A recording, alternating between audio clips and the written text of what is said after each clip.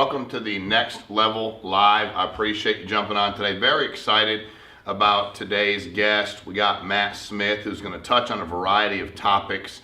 One of the nice things about where we've continued to head is making sure that we're providing the best possible sales training we can on a regular basis, and hitting the advanced markets during the week as well on Thursdays, and really being able to just put as much out there as we can as it pertains to content, because we're really we come off of our best issue paid life month ever. So, and February was a short month, and we still issued over $6 million for the month. So you know, Mike, I think about what are we going to do in our next full month. We actually think we're going to hit 7 million issue paid life by June, right? Is that what we talked about? And then I'm going to shave my head. Or Mike, you going to shave my head, Mike? Yeah. You're going to shave it? Are you going to do it? I'll do it. Okay. Don't cut my head, just shave it. I got experience. You got experience. You got experience shaving your own head, not somebody else's head. So we're really excited that we're all kidding aside, and we're going to make a donation because that's just the right thing to do. We hit 7 million, and we're kind of talking about that internally here, and we'll do that. But for me, what it really reflects as this journey continues is how much we've really gotten people empowered to go out there and sell. One of the things that I always say to people when they're building a business, and I say it to staff here all the time, there are times you don't want to do things, right? Maybe it's the weekend or it's after hours. There's things that you're doing, but you always have to remember that there are agents out there. Some of them maybe just started. Maybe they started 2 days ago. Maybe they started 2 months ago. Maybe they've been licensed for 5 years. And they went out last night to buy some groceries for their family, and they were thinking about the money. Not money on not money for retiring, not money for I want to pay my bills, my grocery bill.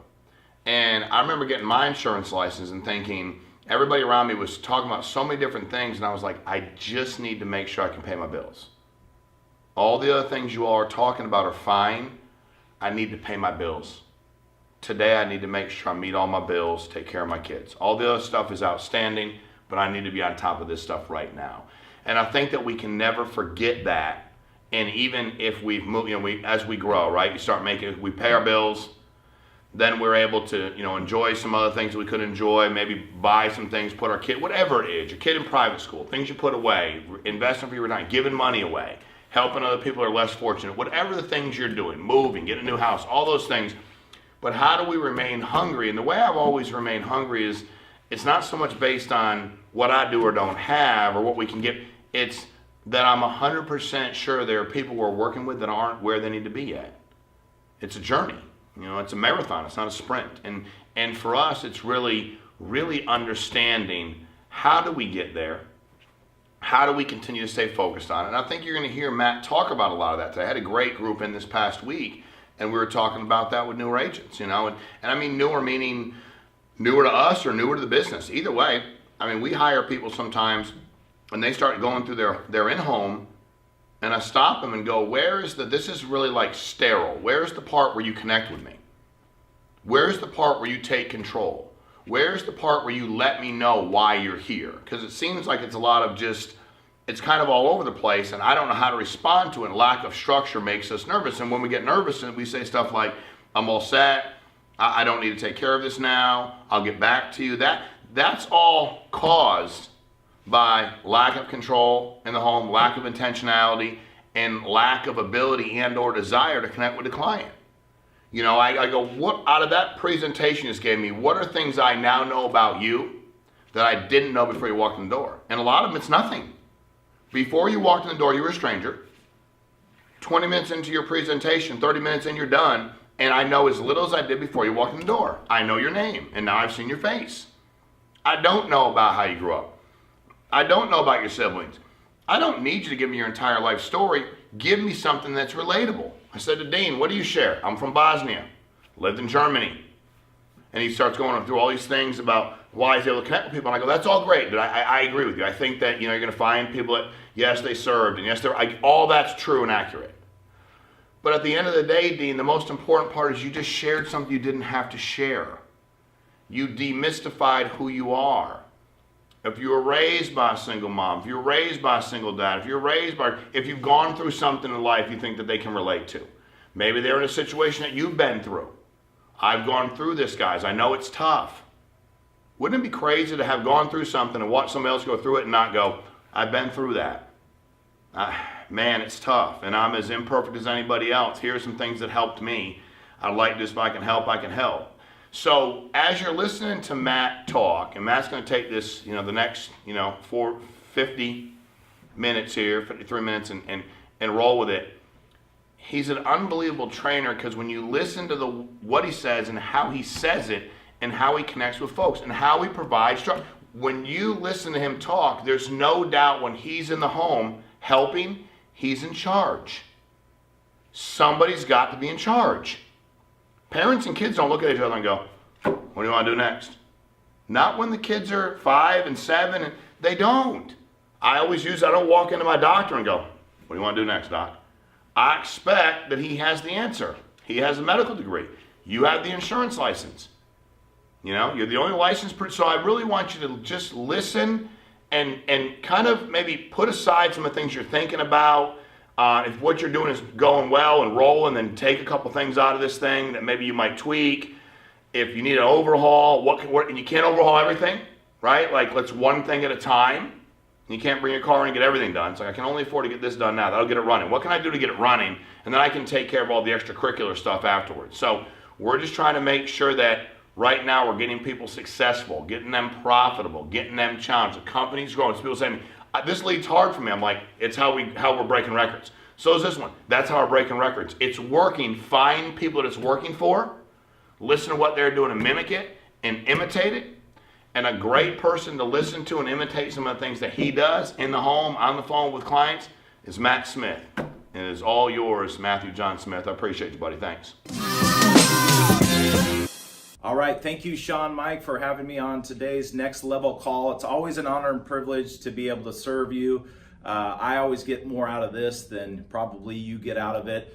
And today I've got this broken down into 3 different sections for your call. I'm going to go over some success tips that you may have heard of. I'm going to add new twists to them as well, some new thought processes for you to think about when it comes to our business. I'm also then going to get into how to capture every single sale, how to get every single sale. And then I'm going to transition into how to overcome, I need to think about it. I'm also going to train you on how to close unhealthy clients today.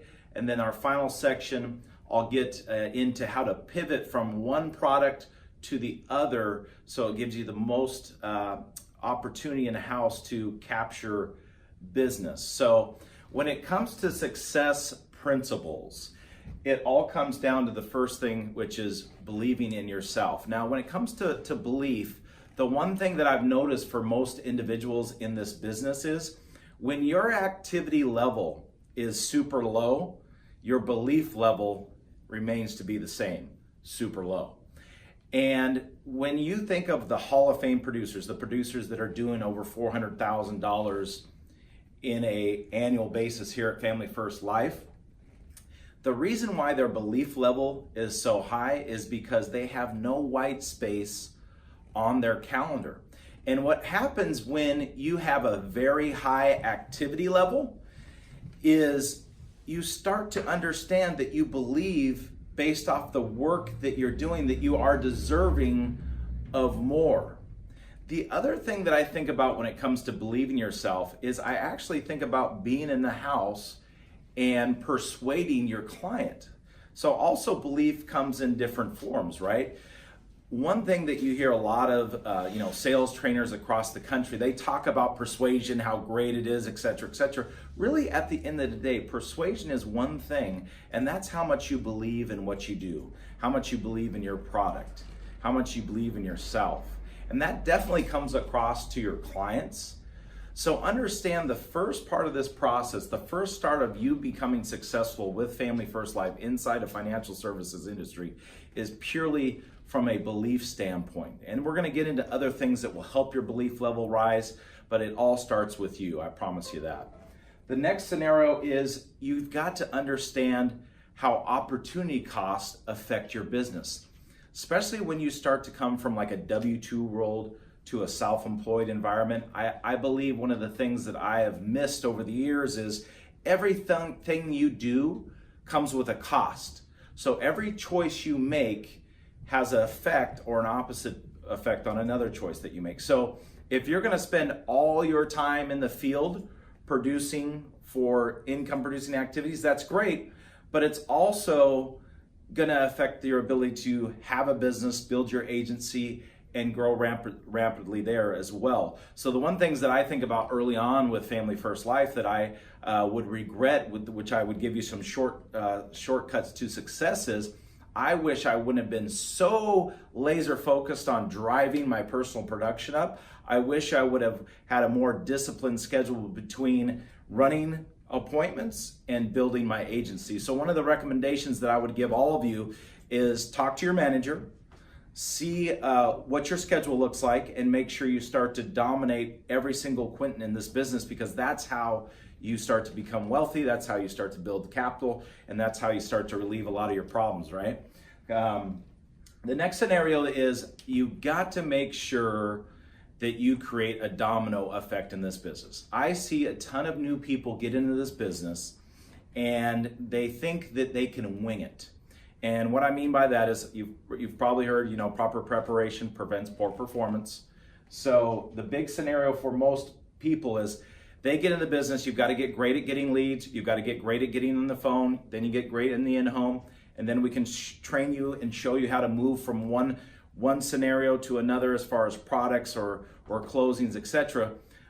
But the first step is the most important. And I believe 80% of this business is the phone, 15% is the in-home presentation, and 5% is product knowledge. But the problem is, for most new people, you spend, 80% of your time on 5% of the business in the beginning because your lack of confidence. And I promise you, we're not going to put you in a home where you're not going to be in a confident position. You're not going to know your products. You're not going to know what to sell. So you've got to trust the process, and you've got to get really great on the phone first. I think there's plenty of people that just wing it and they don't prepare enough. So you've got to get great at that. You got to move to the next scenario. And then as you start to get great at running final expenses, example, then we can talk to you about like how to start dominating internet leads, or how to start dominating the mortgage market, or how to start dominating social media leads. We can get you into other lead types that will generate other types of business inside of the quintons we use at Family First Life. But the key thing is I need you to get your activity level up. I need you to run, 8 to 10 appointments a day. So you're condensing that schedule so you have no white space, so your confidence drives up, and you start to create the domino effect, because momentum, that's huge in business. It's really easy to lose. But if you keep on the throttle and do one thing and get good and then get great at it at a time, you'll notice that your business starts to really get that hockey stick effect that you want. The next scenario is the phone, like we we're just talking about, is most people, in my opinion, when it comes to phone skills, their script is just too long. There's nothing good that can happen on the phone. One thing that we've been doing inside of our agency that I know that has been helping individuals out tremendously is we are starting to spend time with them on our Zoom dials. So we actually do live dials. I or another manager would get on and we listen and we coach them as they do live dials. We don't interrupt or anything, but we give them specific tips. I can think of last week where I had a newer agent on making dials. They were struggling in the beginning. We made minor tweaks, not even major tweaks, right? We made minor tweaks to just calling some social insurance leads for Facebook. And all of a sudden, by the end of an hour dialing, he had booked maybe one appointment in the beginning. Over the first 40 minutes, he booked 5 appointments in the last 20 minutes just by making small adjustments. So generally in this business, it's not all these large, huge things that you need to, completely change. It's all just minor adjustments. And a lot of times you're saying things on the phone that aren't necessary. They're not important. And you're getting in conversation with seniors, and then you lose control and you get, hey, I just wanted the price, or I'm busy, or all these scenarios, and you're not equipped properly to then just set the appointment. So you just got to understand, my advice, shorten up your script, set the appointment, be assumptive. Shawn Meaike talks about all the time, being assumptive on the phone, being assumptive in the home. These people have filled out forms, they request information. It's our job not to screw it up, right? That's extremely important as well. And then number 5, you got trial closes. So many of you, the one thing, because I came from the auto industry originally out of college, the one thing that I learned in F&I in the car business, doing finance and insurance, is trial closes work. And what trial closes allow you to do is they allow you to have feedback on your client. And what you notice if you're not using trial closes, you're really not aware of whether or not you're building value throughout the entire presentation. So your job when you're sitting down, doing financial inventory with every single client, for example, your job is to just make sure that everything you're saying is agreeable. So using trial closes like, does that make financial sense? Does that make sense? Would you agree?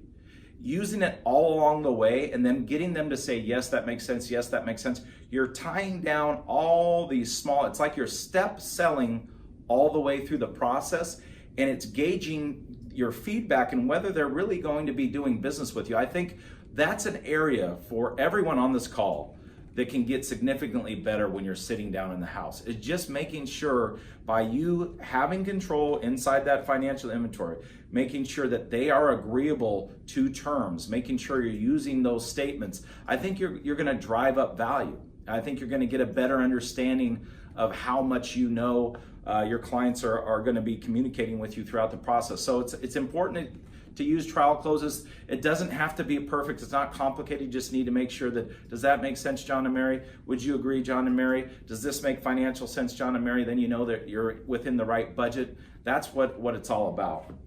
The next thing is you've got to develop some grit. Listen, there's going to be times, I've been there before, many people have been there before, that you're going to feel like you want to quit. If you're someone that gets into different businesses, and you're gangbusters the first 6 months, seen this a million times, right?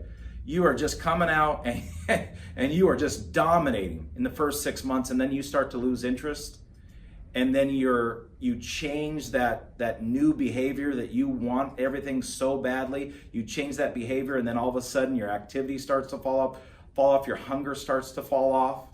You start to lose interest quickly. You start to look at other things. You're probably someone that really needs to develop some grit. Grit is just a sustained effort over time. You hear people talk about perseverance and persistency. It all has to do with you having that internal grit to really want to make a difference for you and your family. You always hear people about their why or their reasons. These are all things that if you make them personal, it will help you develop that grit too. But if you're just, getting into the business, just trying to make a dollar or something, it can be pretty difficult for you.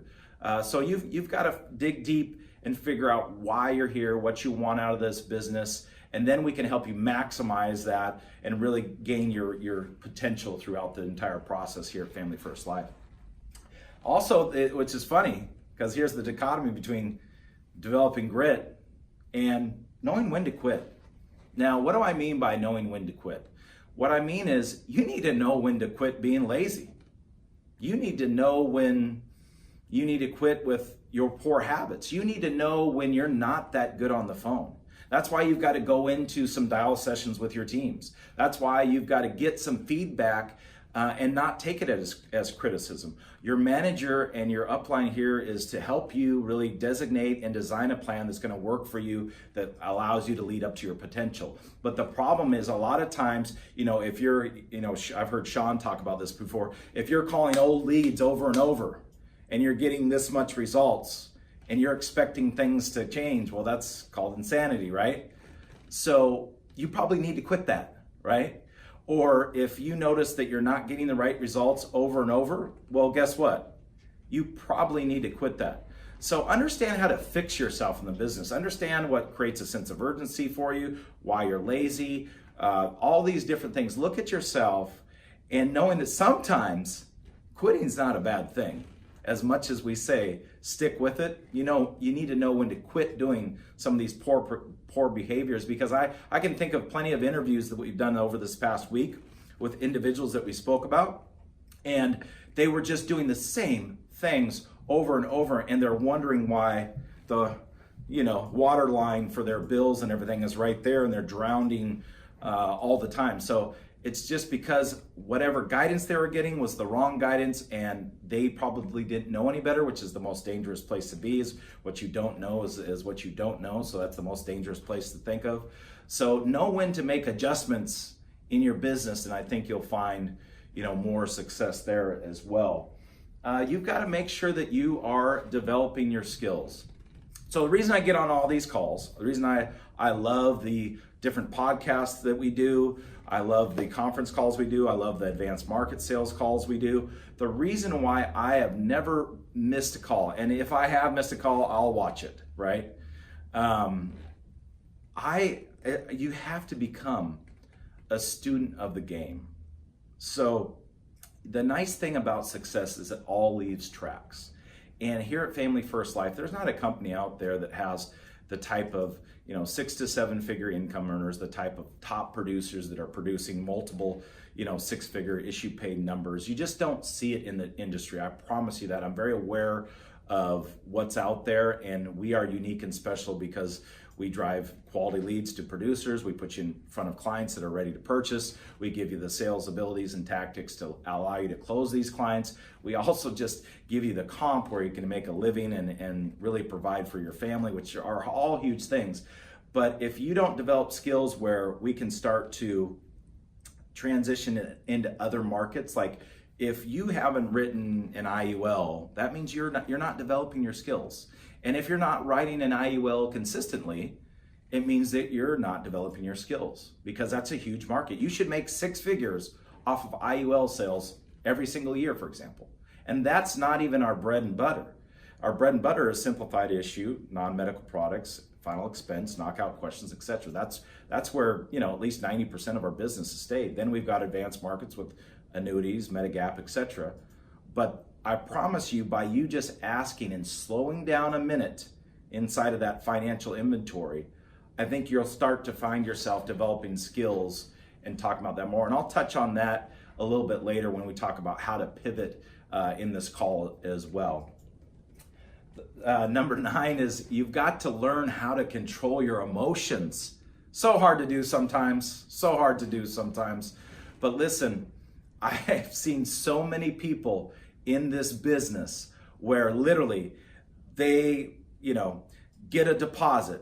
They think, oh man, I'm going to retire. I'm literally going to retire. It's all over. Like this is, man, I can't believe it. I'm going to go buy my new car. I'm going to spend all this money. And all of a sudden they don't have money for leads.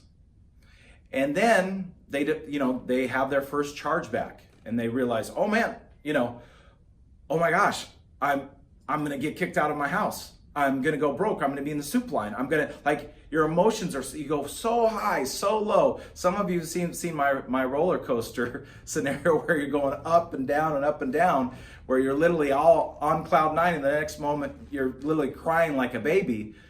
You've got to stay level on all levels. You got to stay level for you.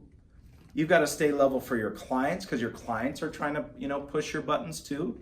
That's extremely important. So you got to understand how your emotions will dictate and control your mind. And once you can start to get a control of your mind, it can change your life. I think one analogy I love to use is a lot of times with our emotions, they're literally like if you take a 10,000 foot view of your emotions, take a step back for a moment, and you see all your emotions like moving traffic in front of you.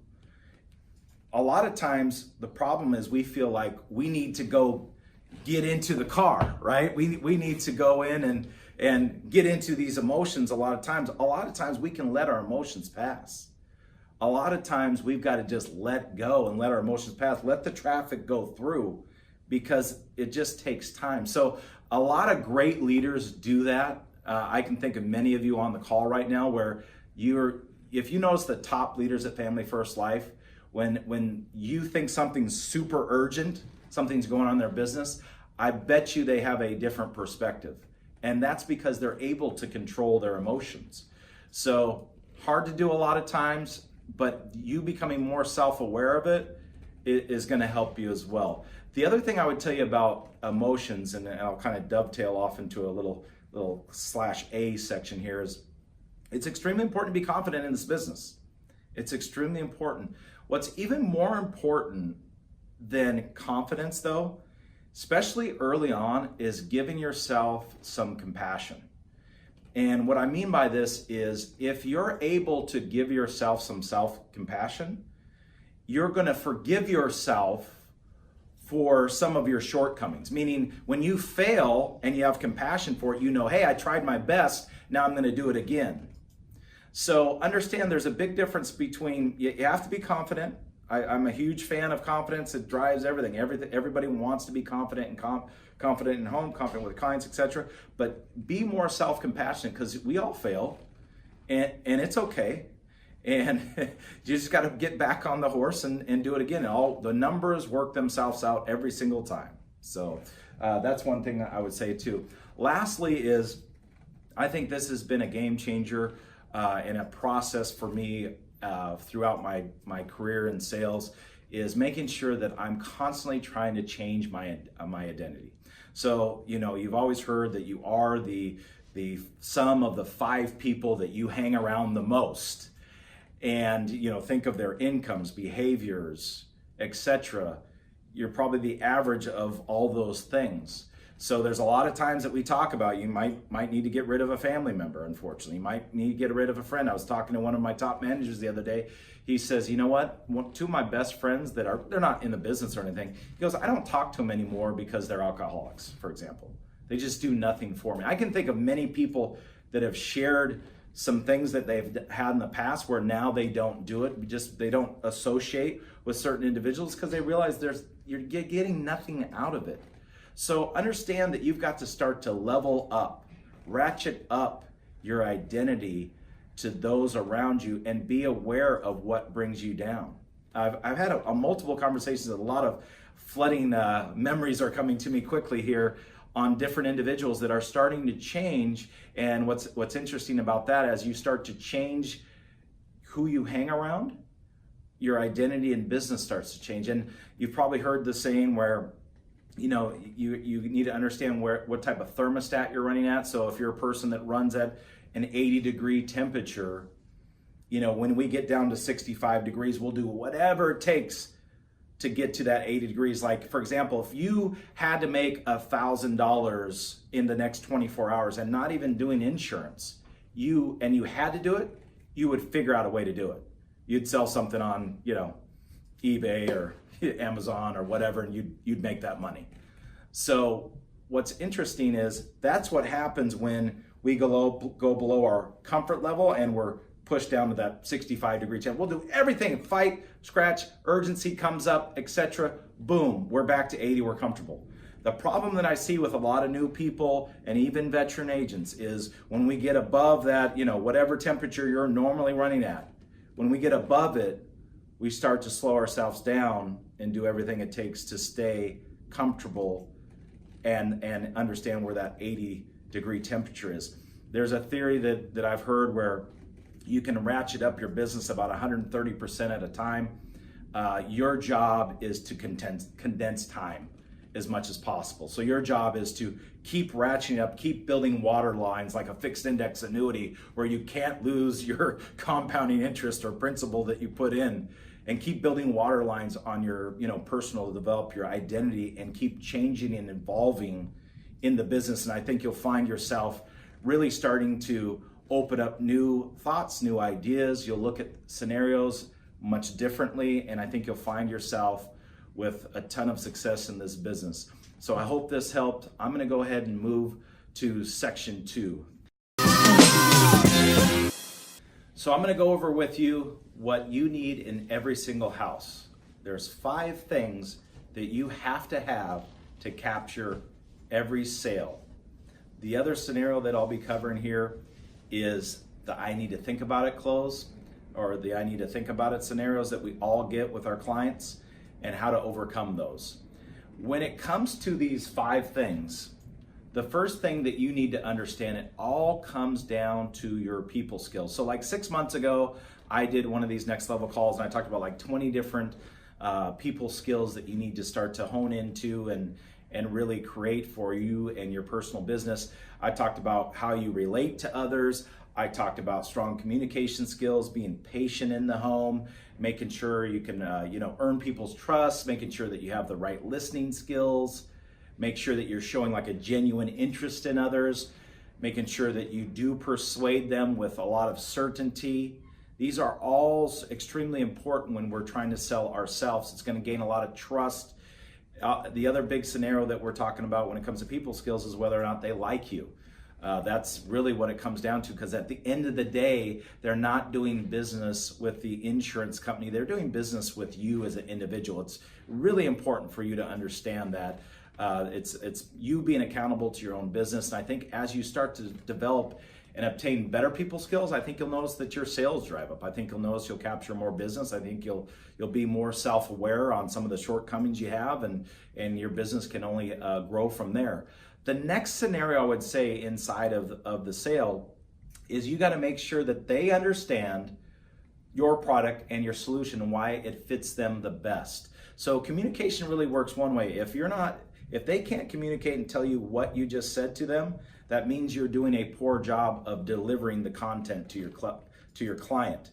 So make sure whatever solution that we're offering, whether it's HMS 125 cash back, or you're running a final expense, Eagle Premier type scenario, make sure that they understand that these are level premiums, they're a level death benefit, they expire when you do, they have some living benefits. Whatever products you're doing, make sure you explain it so they understand it. Make sure they know it's a tax-free death check that will come to their house in the name of Mary, right? Make sure they understand that, because that's how we create more value, and then they have more confidence in your product and solution.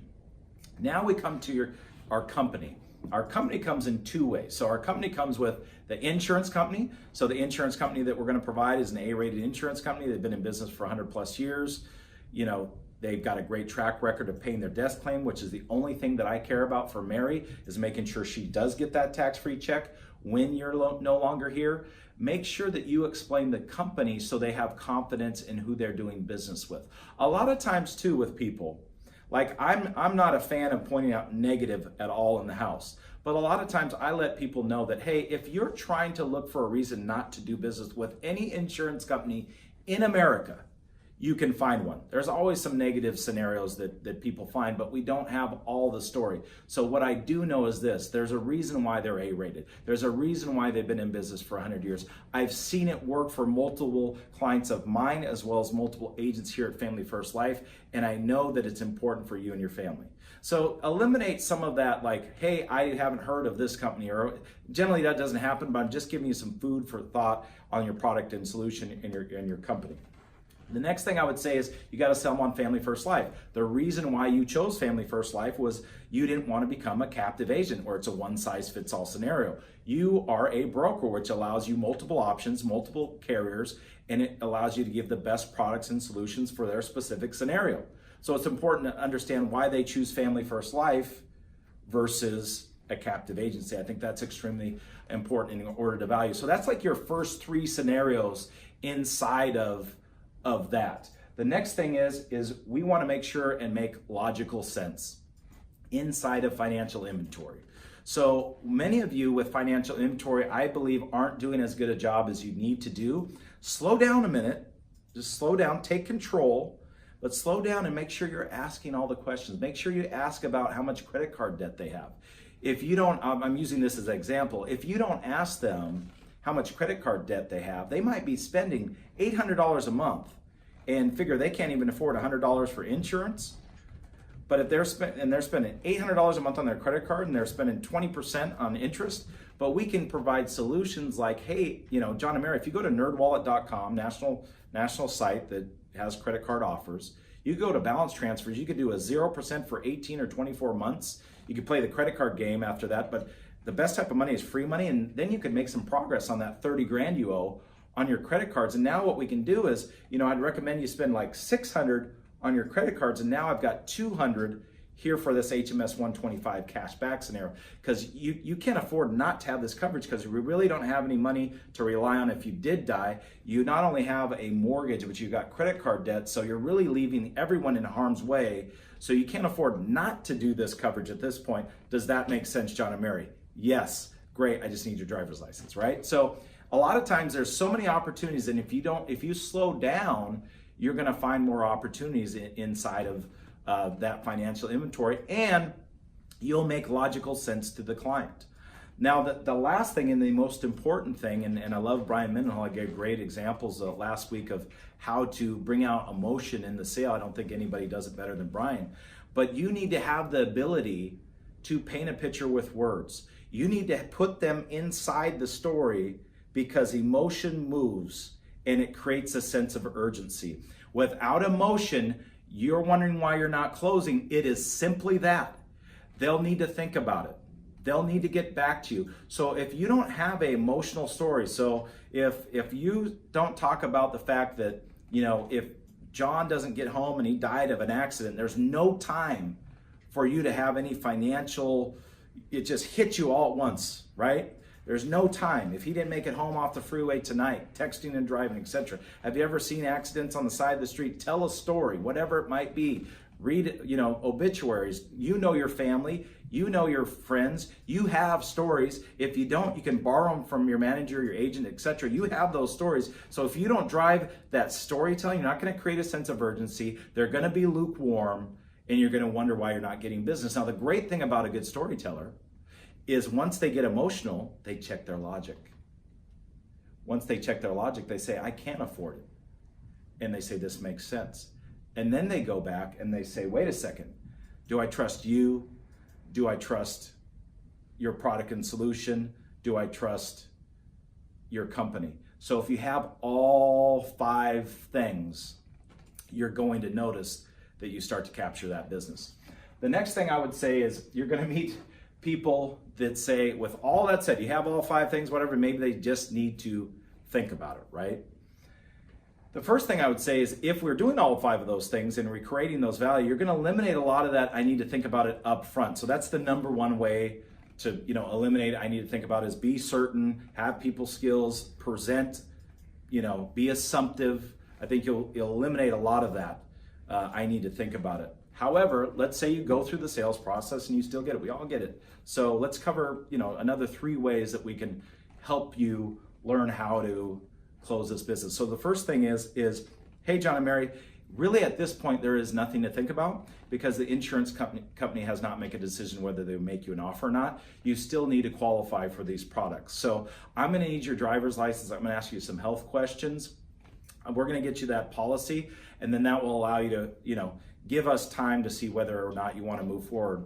So I just need to see you and get you qualified. Grab your driver's license. I need to ask you some questions. So there's number 1, kind of a qualifying close.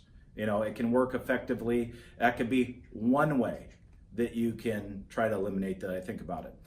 Another way is, listen, John and Mary, I'm assuming because you took the time to fill out this form online, because you took the time to fill out this form and send us in the mail, because of whatever scenario, that you're leaning towards taking action, right? Oh yeah, we're gonna take action. Okay, great. Listen, 10 years ago, it was probably a rash decision where you needed the time to figure out your finance and everything. Listen, we went over everything that you need to know about this. It sounds like you're leaning towards doing it. Hey, let's just take it off the table and get it done now. Does that sound fair, John and Mary? So that's more of your leaning towards close.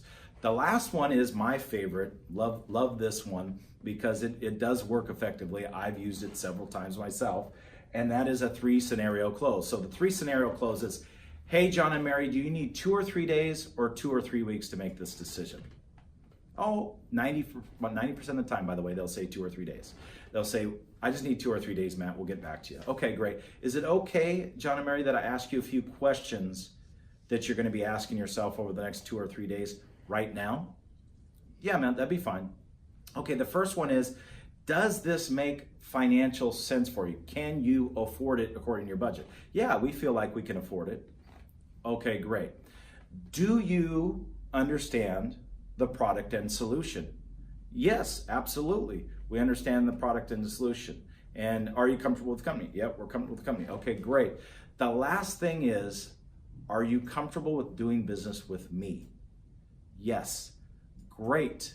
Let me get your driver's license. We'll just see if you can get you qualified and we'll take care of it. So the difference there is you talk about the budget, you talked about comfortable with the product and the company, and you talked about comfortable doing business with you. If those three things are in line, you need to press forward and move on and get them qualified.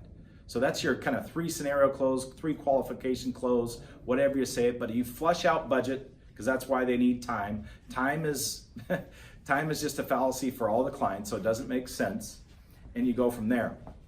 The last portion of this is I'm going to talk to you about your unhealthy client close. So whether you're getting your leads from, it could be an internet ever quote, it could be a social media close where the secure mentor or SIL leads or this could be direct mail mortgage. You're going to meet clients that want more coverage than they can actually qualify for. So let me address to you how to close these clients, and this will help you identify these individuals. So the common thread we always use is financial inventory. So we're going to use financial inventory, and we're going to make sure we find premium. And on the back of the lead, I'm going to start to draw out a scenario. Now, I learned a long time ago in the car business doing finance and insurance for 8 years. My family owns the world's largest Dodge Chrysler dealership.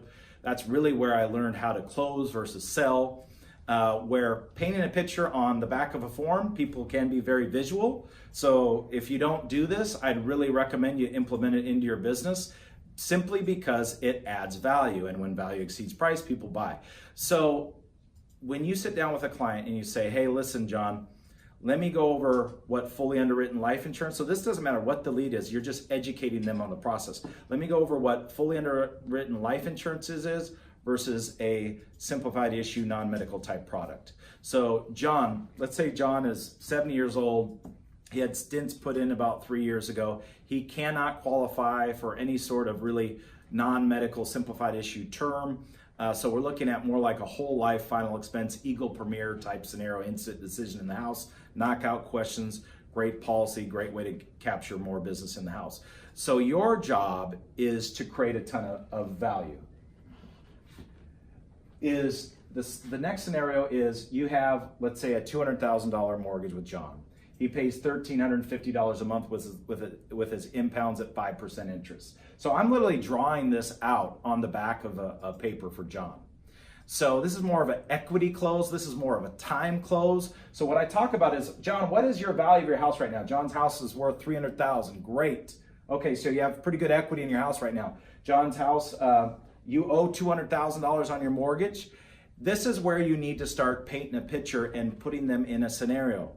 Say John is 70. John, your family history dictated, I think your dad, you said, died at 72. Your mom lived in her 80s. So, we got a little mixed bag, but who knows? Let's say you die sooner than we hope for. You die in 10 years. So we're going to paint a picture and put John into it. And this helps build value. So this is a different type of storytelling, but it's something you really need to do. So what I do is I say, listen, John, your house is going to appreciate over the next 10 years. So let's say in 10 years, your house is now worth, $360,000. Okay? Right here. Now write that down. And let's say you pay a lot of the interest up front on your mortgage and then it falls off, but let's say you die in year 10.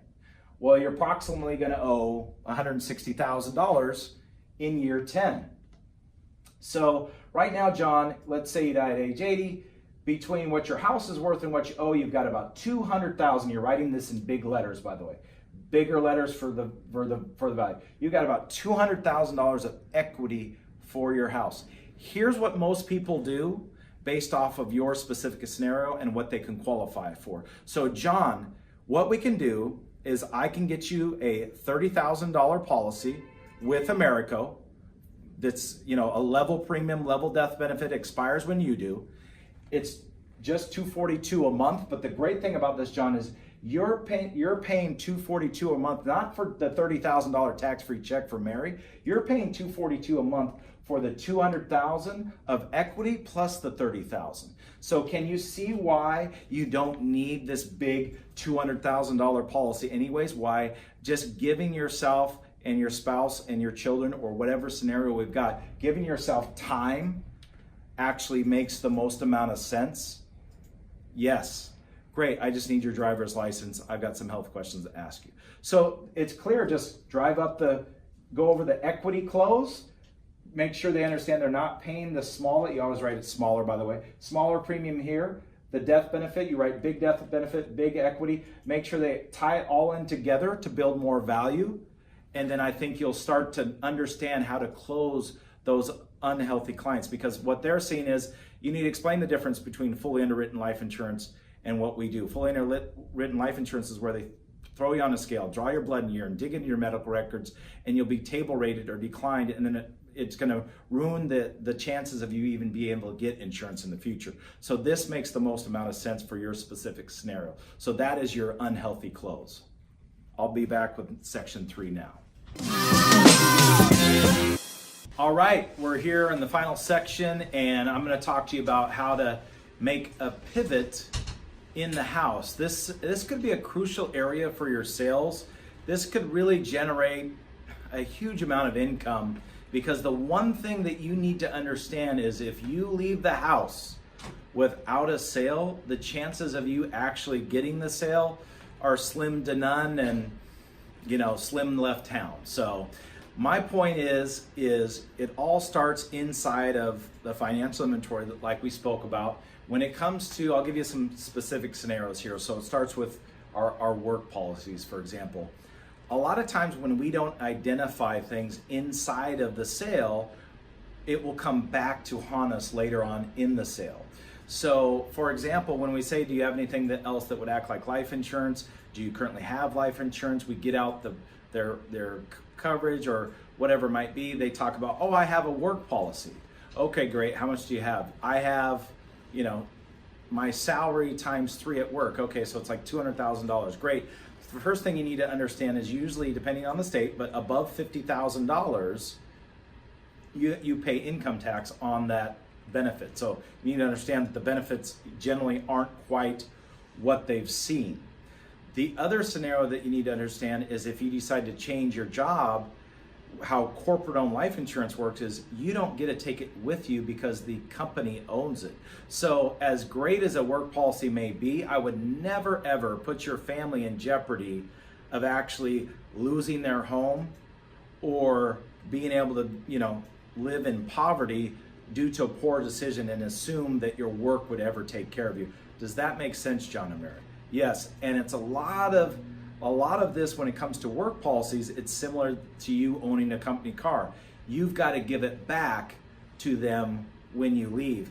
The other scenario that I see a lot of times for people is they get diagnosed with an illness like cancer, and they no longer can perform their work duties, and they end up not even dying, for example. They end up losing their job because they can't perform the job because of treatment, etc. Things get worse because of this, because they didn't have a HMS 125 with living benefits, for example, that would help pay off the house if they did get some sort of critical or chronic illness, terminal illness, etc. But they're not able to get individual private life insurance now because they completely relied on their work. So not only by you taking action on this product now, it will help, make sure that the house is paid for if you do get chronic or critically ill along the process. It will not put your family in jeopardy because you assumed that the work coverage was going to take care of you throughout your entire life. So a lot of times too, what I've seen is people do die, but they don't die instantly. They lose their job. They don't have coverage. I had a physician that was a heart transplant physician up in Spokane, and he was, one of my favorite people, great client, wife was tremendous, and they did not get their $1 million work coverage because he had to fight through a scenario with his heart and it ended up being a pretty nasty scenario.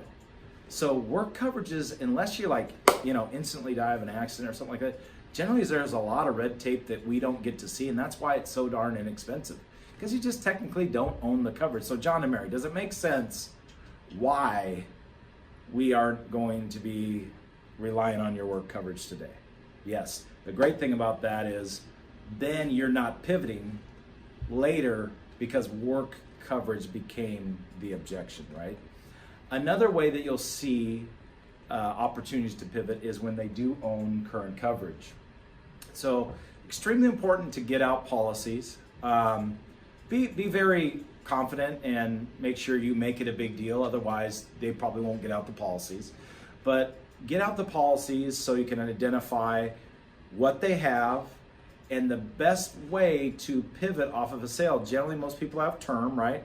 I just can think of a client that I met just 2 days ago, and they had a term that they bought about 15 years ago. In 5 more years, it expired, and they just had taken out a mortgage recently. So at 30 years, worth of coverage, they were in their mid 40s. So they understood that we're going to probably most likely outlive that term.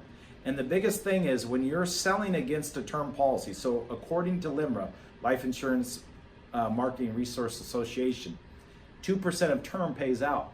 Tom Hegna talked about it at our national convention. So because 2% of term pays out, John and Mary, I'd recommend that we look at this option. So whether you're getting a full cash back option or a permanent option, I like to do apples versus oranges. It depends on the age. Like if you're above 60, I start to look at more permanent products, okay? If you're still under 60, I like term a lot, cash back, living benefits, etc. But like the biggest thing that you need to identify is people don't understand how insurance works. The only type of life insurance that matters is the one that pays when you die. So the biggest scenario is they need to know that, hey, term is the least expensive. Permanent generally, like a UL is generally about twice as expensive as term, and a whole life policy is about 2.5 times more expensive than term. So educating your clients on how pricing works with specific products. A lot of times people get suckered into a captive company. I won't name companies, but a captive scenario where they're doing a 10-year term just to get someone in a price point, and then here they are, they're 65 or 55 and they're that much older, and they need to re-up their term. So your job is to be able to identify the holes in their coverage and reallocate that premium. They might be spending $140 a month on current life insurance, but they don't have $100 for you. But if we identify why our value is better, that's where money will start to exchange hands, and you'll start to understand that, hey, the budget's tight, but we can replace that coverage. We can put you in a better situation, and it makes more financial sense to get you this coverage for a longer period of time. Does that make sense, John and Mary? Yes. So current coverage is a big scenario for you, where if you can identify that inside of financial inventory, I think you're going to do a great job. Then we start to get into like lukewarm presentations. So a lot of times it's interesting. We will purchase leads, we'll drive long distances, we get to the house, and you don't give it your all. I've done it before. Everybody's done it before. I don't know why. I recommend you really limit this type of behavior, because you're putting in so much effort to get there, and then you decide to do something half-hearted, and it comes across lukewarm, and they just don't buy from you because the solution wasn't presented in a very good way. So what I would tell you when it comes to this regard is make sure that you can at least pivot to like an accidental death policy at a bare minimum. Let's say the HMS product is $190, and you can see their nonverbal communication is standoffish, and you could tell that it's just too much for them. You want to make sure and say, hey, listen, let me tell you how traditional mortgage protection products work, for example. Traditional mortgage protection, the bank used to offer accidental death. They no longer do. So this is the reason why you get a ton of solicitation. The reason why you get 12 letters in the mail is simply because banks don't offer it. So now you're going to meet with a bunch of insurance brokers that are presenting these products, etc. In fact, even the non-medical scenario, it's built from insurance company, but it has nothing to do with the bank. So I make sure they understand that I'm not here to trick them, manipulate them. I'm going to tell them the truth, but here's the facts. John and Mary, you got a $350,000 mortgage, I'd recommend you spend $67 a month just to make sure that if one of you doesn't make it home off the freeway because someone's texting and driving, that you're completely taken care of. And I tell stories. I had a client in Central Washington about 4 years ago. He pulled over to text and drive with his wife, doing the right thing. He gets hit by somebody texting and driving, kills them both. Their house got paid off, plus their kids, because they both had accidental death policies. House got paid off, plus their kids were taken care of just because they had an accidental death product, which is extremely important. And really know your actuary tables. Below 45, it's the leading cause of death is an accident. So it makes a lot of sense to at least have your leading cause of death covered for your mortgage. So you could use that on more millennials, for example, if they didn't see the value in maybe a higher premium, or if the budget was super tight. Those are some areas that you can identify to help pivot into those. So make sure you walk out of the house with something versus nothing. So the other scenario that I would give you, and the last one, is you need to understand when to go big for your clients. So when you do your financial inventory, and maybe you have a client that's maxing out their 401k, and they're only getting a 5% match. So maybe they're putting $19,000 in their 401k a year, and they're only getting a 5% match, and so they have extra maybe $14,000 on an annual basis that they could start to develop a tax-free strategy for. That would be an area where I would slow down, and I would want to start to introduce an IUL opportunity. That would be an area where I'm going to make sure and say, hey, the best type of money is free money, so I love that you stick with your match, but we need to start to develop a tax-free strategy that puts you with the S&P 500, because the S&P 500 out-earns all mutual funds at least 96% of the time. So we can put you where you want your money. We can index it, which basically allows you to keep all your gains, not participate in losses. It also maximizes your income when you retire. It also allows you tax-free loans before 59.5, unlike a 401k. So we're gonna start to develop a tax-free footprint for you and your future, because right now we don't know what taxes hold. We don't know between Social Security, Medicare, national debt, where taxes are gonna be. So sometimes we've got to slow down when we have those big cases in front of us and build some value to check interest. It's no different than with annuities. It's no different with IULs. Maybe they refinance their house, they've saved $1,000 because they wrapped up premium, and now they want to save for retirement, but we don't ask good enough questions, so we never get there. Sometimes you need to know when to go big. Most of the time, 90% of the time, we're going to take care of the exact scenario that they wanted. But sometimes I'd really encourage you to take your time with these clients, because those are some of your potential clients that need the help the most, that actually can capture the most amount of income for you as well. So a lot of times when I'm sitting with business owners, for example, we start to talk about retirement savings, etc. Those are clients that generally don't have maybe a 401k, maybe there's a smaller business, maybe they get no free matching. These are type of individuals that you need to identify to help create that value. So just understand and know when you need to go big, but most of the time, take care of why they're there and what they requested, because that is how you're going to really help them and make the difference for you and your family. So understanding how to pivot from when someone's lukewarm to a different product, it's okay. Don't present two products at the same time, because confused people do nothing, okay?